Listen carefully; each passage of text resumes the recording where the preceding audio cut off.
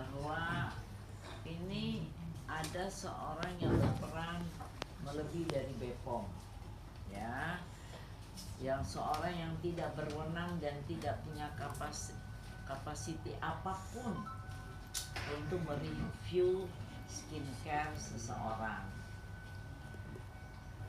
Dan jika misalnya ada suatu skincare atau ada produk pengobatan atau produk apapun yang melanggar, itu bisa langsung lapor ke BPOM, di mana BPOM itu ada penyidiknya khusus yang akan diproses secara pidana. Jadi nggak usah jadi review-review, sehingga ini menjadi mata pencarian. Dia mereview, padahal kan standarisasinya harus ada ya, labnya bagaimana, standarnya bagaimana, dan keahliannya bagaimana, itu kan ada prosedurnya BPOM. Itulah negara telah menunjuk BPOM itu untuk masalah obat-obatan dan segalanya, termasuk skincare, salah satunya skincare, tapi obat-obatan dan semuanya itu harus seluruhnya melalui BPOM. Tambah lagi sekarang halal ya, halal nanti Oktober 2025 ini harus berjalan.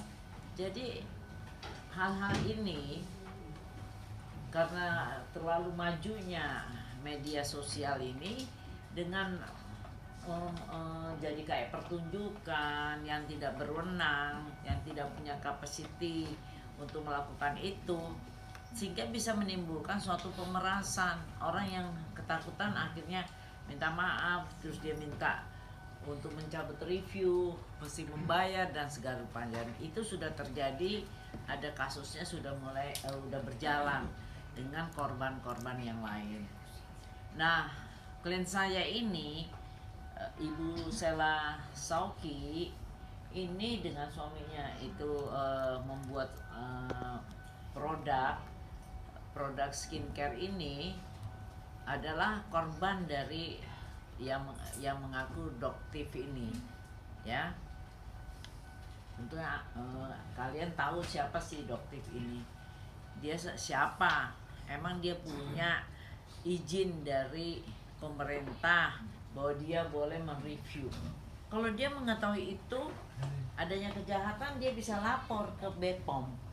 BPOM adalah satu-satunya instansi pemerintah yang berwenang dan berkewajiban mengatur tentang pengobatan dan salah satunya skincare. Nah, orang ini tidak ada kewajiban, tidak ada kewenangannya dan tidak boleh melakukan hal itu, sehingga menimbulkan fitnah. Saya ingin menjelaskan, tentunya standar dari BPOM itu melihat konten-konten dari suatu produk itu dengan prosedur yang benar, dan tidak sekali jadi izin itu keluar, kontennya berapa, dan itu produk-produknya itu terus diteliti. Ada labnya juga khusus, nggak bisa sembarangan lab. Nah, ini orang siapa ya? Dan dulu baru belajar nih klien saya membuat skincare, tetapi ternyata BPOM menjelaskan waktu dia mengajukan BPOM bilang ini produk tidak sesuai, sehingga akhirnya 2 tahun yang lalu ya, sehingga akhirnya ditarik produk itu, udah ditarik dan dimusnahkan. Udah selesai kan ceritanya, sudah dimusnahkan, ini sudah ada pengumumannya.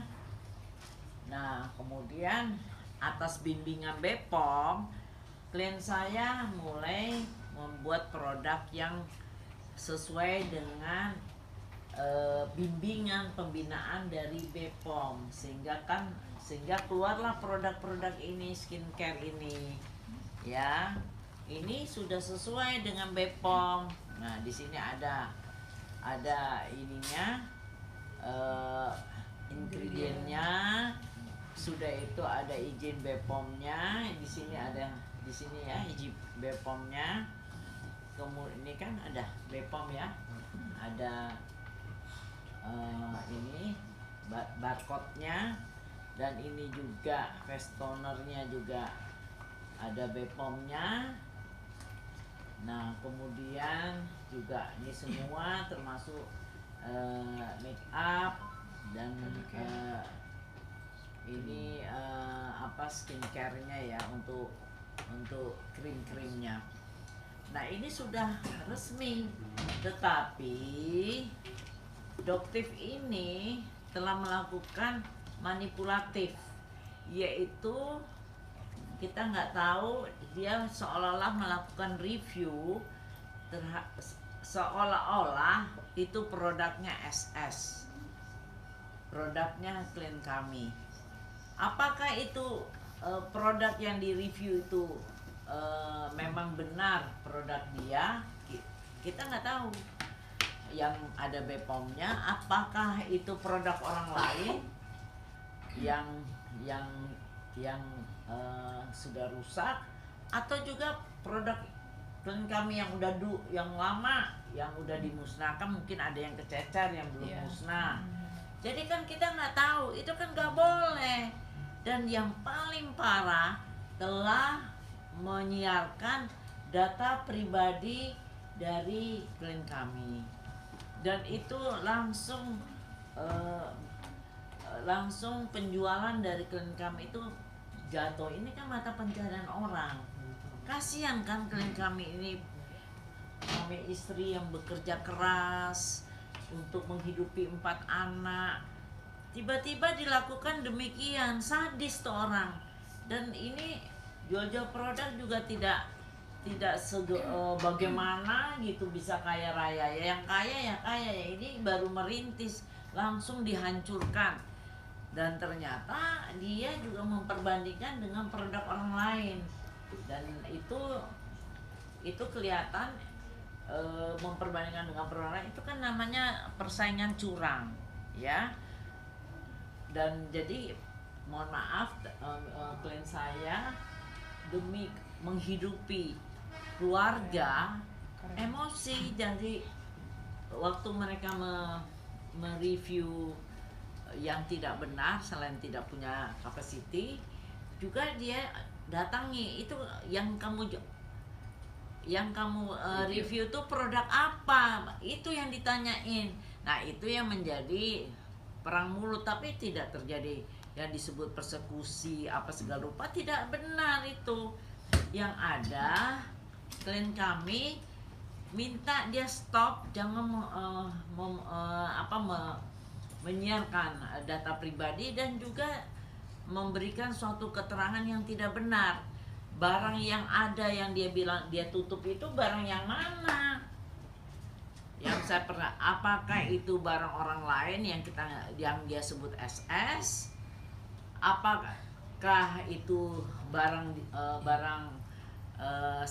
klien kami yang sudah dimusnahkan? Terus atau barang ini kan nggak tahu. Nah itu yang perlu kejelasan, harusnya fair ya. Dan kemudian dia itu juga terus menerus menghajar, atau apa tujuannya, siapa yang membayar Doktif ini, dan dia bukan siapa-siapa untuk mereview ini. Dan kami telah melaporkannya di Polda Metro Jaya tanggal 19 Januari 2025 jam 1.18 WIB malam itu juga, yaitu menyebarkan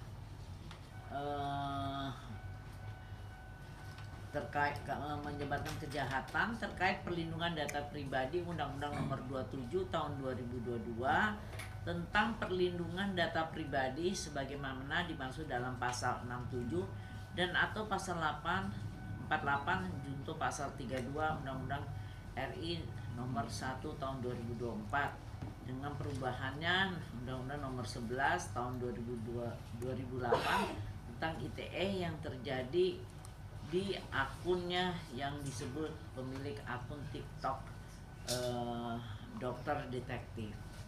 Ini nggak lucu ya. Ini bukan permainan yang lucu.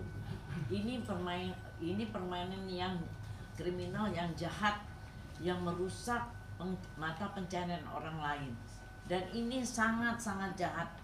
Dan mereka ternyata melakukan pemerasan kepada pemilik skincare, di mana dia berpegang pada pemilik skincare yang mana kita tidak tahu.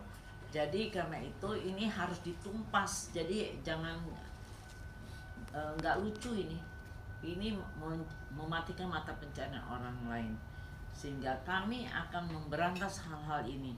Dan nanti polisi maupun BPOM pun saya minta untuk menumpas kelakuan si Doktif ini. Demikian. Jadi kalau ada pertanyaan silakan. Ini mau lihat bahwa ini BPOM. Ini kan di sini barcode, tapi bisa lihat di sini data-datanya. Ya. Ada pertanyaan? Kasela mungkin kemarin